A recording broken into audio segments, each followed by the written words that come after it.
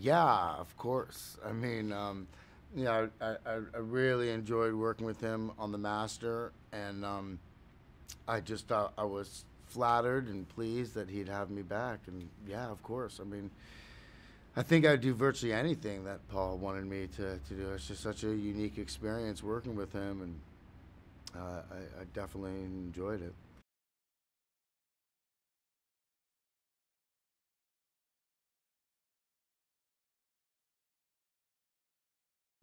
That sounds pretty good. I'm still trying to figure out how to describe this movie. We're still doing press, but I think it's what so as you said, it is. It's unique. I mean, somehow, he combines all these kind of different tones, and somehow it works. And it just when you look back on it, you think about the movie, you go, how could that scene work with that scene? It just seems like they shouldn't work together, and somehow he manages to get them to work together. And yeah, I don't know how to describe it.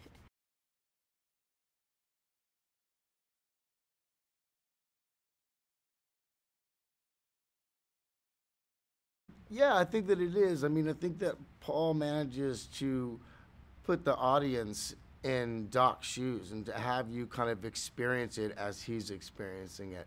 Um, and so that's part of kind of the joy of it. I think that if you're going in and you're trying to figure it out as you go along, I think you're going to miss too much. And there's so many different colors. It really is a film to experience.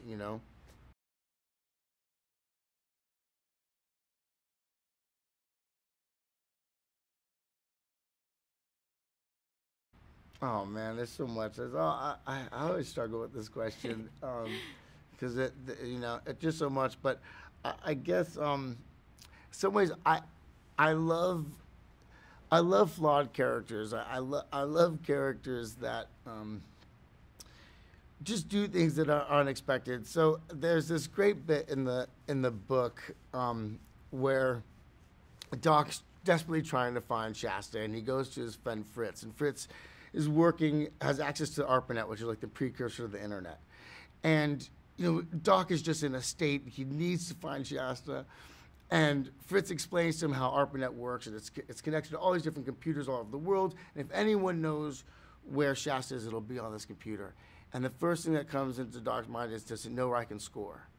And I love that because he goes in just wanting to save Shasta, but then there's this other part of him that's like, now hold on, with this technology, maybe I can find out where to score. And I'd always thought about that scene, even though it wasn't in the film, but I think it said so much about the character, and I love that kind of thing.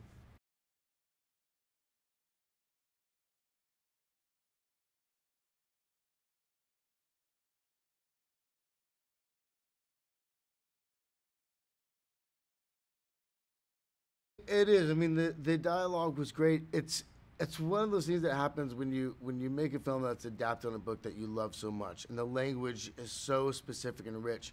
Um, it's tough because sometimes, I remember early on, um, really wanting to get this bit of dialogue into the scene, and no matter how I tried, it wasn't working, and we had to kind of abandon certain elements just to make it work because it worked in the book, but it just couldn't work for me, and it was frustrating because I liked it so much, and he's so specific in his description of things, Pinchon, and I wanted to use the language, but I just couldn't, and that's so. Sometimes it's really great. You get to say these amazing things. And sometimes it's very frustrating because you just can't get it to work.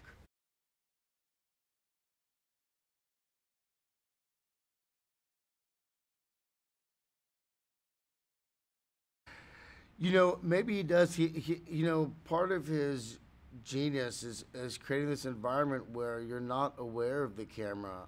He really um, he'll never kind of dictate to an actor like I need you to be in this place or to stay here. It's kind of a wide open set, and it's amazing because you mentioned the lighting. It's so beautiful, it's so well done, but you have access to the entire environment, and so if suddenly you feel a need to move to a different part of the room in the scene, he allows for that, and he will adjust the camera actually according to what the actors are doing.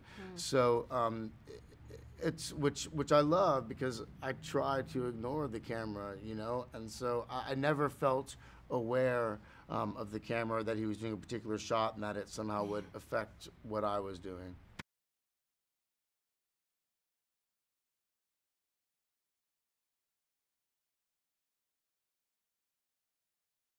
They were.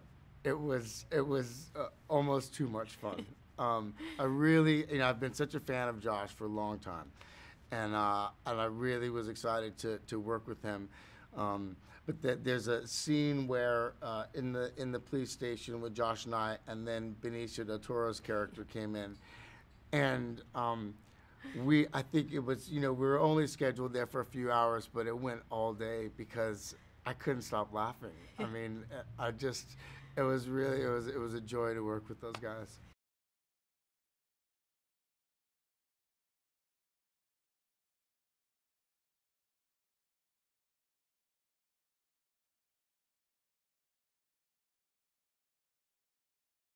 Yeah, I mean, I remember early on we were at Paul's, and I remember he was just kind of going through some tapes and watching some video, and I looked over and I was looking at this audition, and it was Catherine, and I was like, "Who's that?"